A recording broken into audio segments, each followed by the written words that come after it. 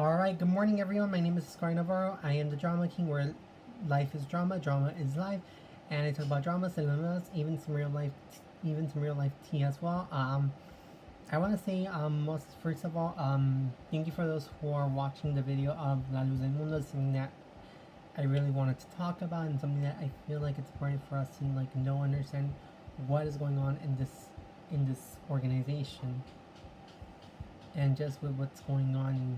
I want to thank you all for your support though. After this video, I'm gonna see if I can send the link in the description down below to show you my video that I do talk about it. I did post it yesterday though, and I'm definitely surprised by the number of people who are watching this. I know it's not a lot by many, but I'm just glad people are at least watching it. And you guys and I want to thank you all for supporting this channel as well. I know it may not seem much, even though I may not have that much viewers, but at this point though, I'm just glad I'm able to at least know that there are people who do comment, there are people who are watching it, and that means a lot to me than anything in the world. Thank you guys. Alright guys, today I'm gonna talk about a drama adaptation that I definitely feel like a lot of people do know this one, and it is the novel 绝代双骄, or The Handsome Siblings, which is a novel written by Gu Long, and it has been adapted to TV, film, and films. In which one I will talk about specifically the drama adaptations itself, and just talk about the different versions that there are out there. Alright then, a brief synopsis of 绝代双骄. It's Zhang Feng, who is a recognized martial artist, ends up in the Yihua Palace after being encountered by two sisters called Yao Yue and Lian Xing. In which one Yao Yue ended up becoming attracted to him, but because of how she is and how she acts, Zhang Feng rejects her and instead falls in love with one of the servant girls called Hua Yuannu. In which one they then proceed to start a family, in which one Hua Yuannu carries two twin boys who will later become brothers, even though they don't know it yet. In which one, after the twins were born though, they ended up becoming persecuted and were killed as orders of the Yihua Palace. In which one Yao Yue swore that one day the twins should kill each other for what their father did to her. Basically, she was rejected, and she was rejected. In which one the two sisters ended up taking one of the boys, and then the other one abandoned them somewhere. In which one he would be rescued by another martial artist called Yin Nantian. In which one he is also a sworn brother of Zhang Feng. But along the way though, he then loses his powers and ends up encountering from the 10 villains. In which one each of these villains have their own characteristics and their own traits, which is also very interesting. And then there's also the 12 Zodiac Killers as well. But along the way though, he then Yin Nantian gets rescued by a doctor called Wan Chunliu, in which one would help him out. And then in the meantime though, Jiang Qin, who was a servant of Zhang Feng, would end up taking a false reputation, in which one he then portrays, in which one people portray him as a good person, when in reality he is a merciless, malicious person. Several years came by, and the twins were raised in different upbringings, one from the 10 villains and the other one from the Yihua Palace. One of the twins is Hua Wuchui, and the other one is Zhang Xiaoyu, or Xiaoyu. As At first, though, don't know their, neither of the twins don't know their origins, in which one, both of them were sent, both of them don't even, or first don't get along because of the influences of other people. And then along the way, though, the daughter of one of the 10 villains, Tia Xinlan, who also is in a love triangle with both Xiao Ye and Hua Wuchui.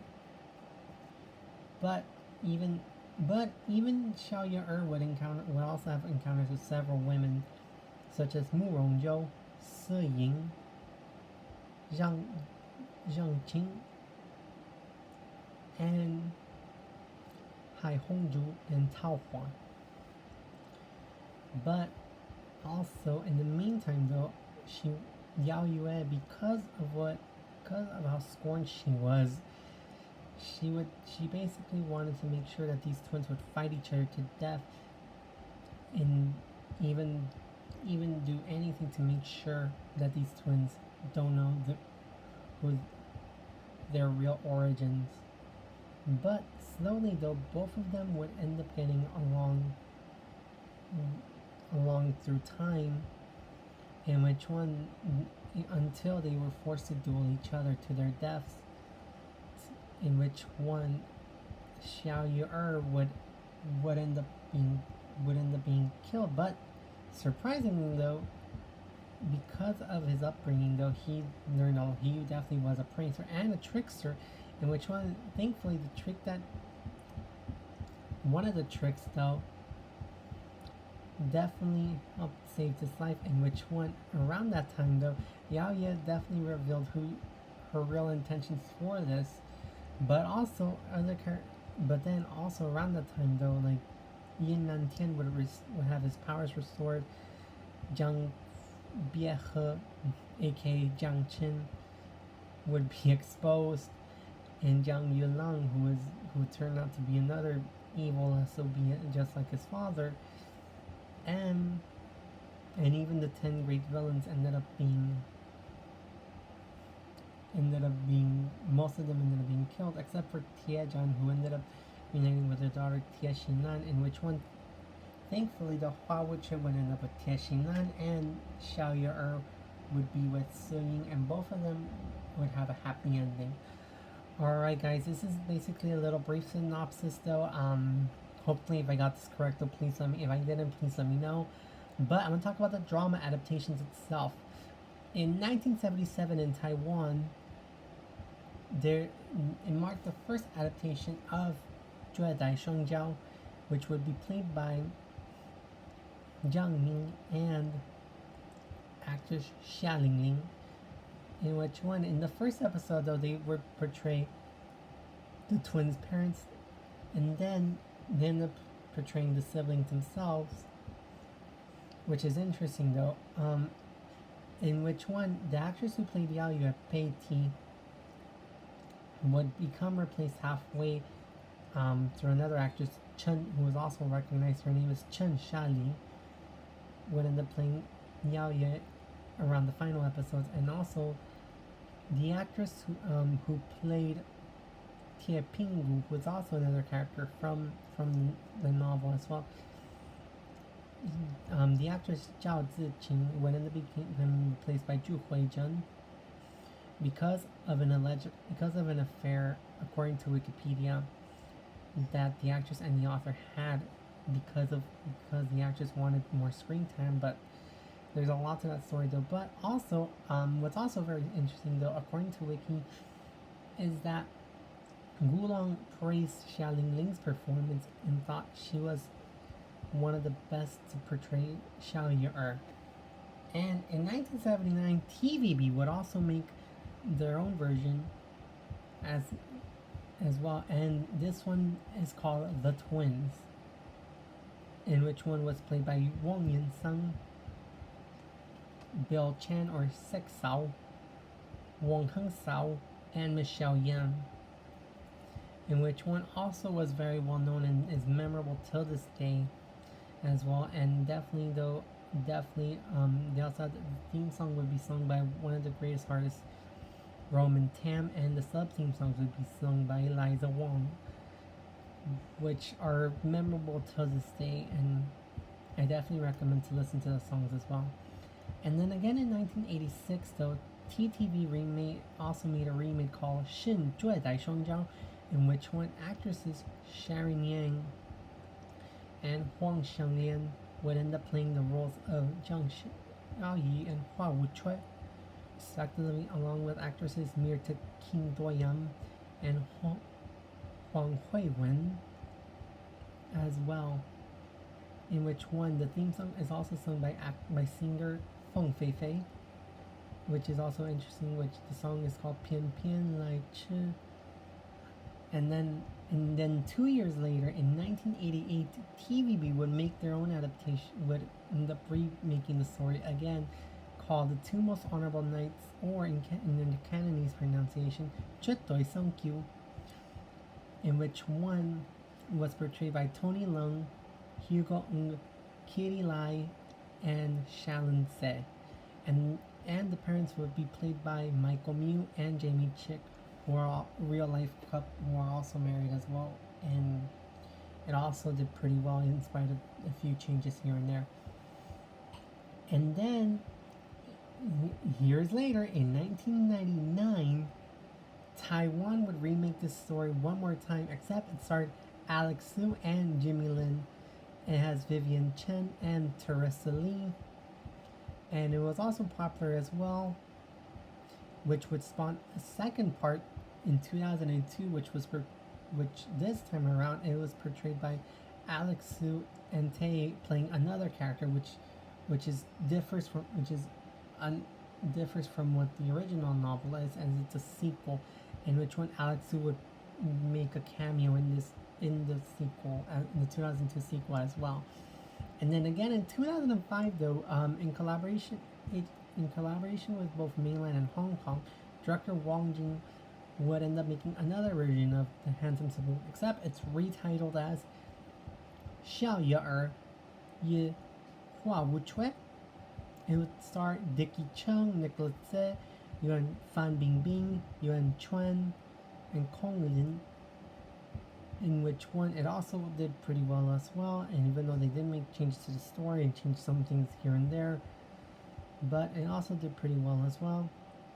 And then again this year in 2020, which was filmed in 2018, Aichi and China would also have another adaptation themselves, which this time though it stars Chen Jie-yuan, Hu Yitian, Liang Jie, Galen Lo, and Liang Jingxian.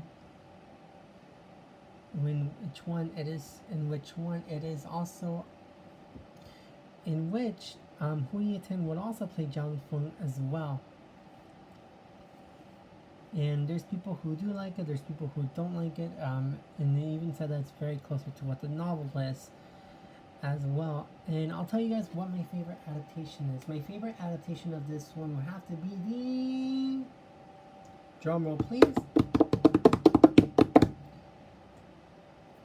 I'm basically making sounds from my desk.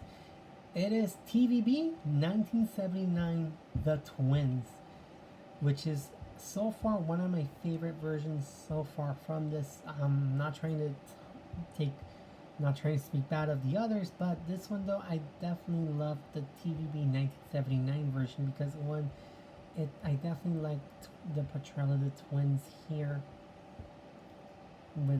Even though like each actor did their best job though, but this one though, definitely hands down though, I definitely love the 1979 version because it just felt very good though, even though they also did some changes here and there though, but it was also pretty faithful to it, even though they did add some characters that weren't from the novel though. But I definitely do recommend the 1979 TV version, even though it is on YouTube though, and I would like it if TVB would also have it in the wuxia in their YouTube channel as well, but because of regional restrictions though, I can understand that, but definitely though, just check it out.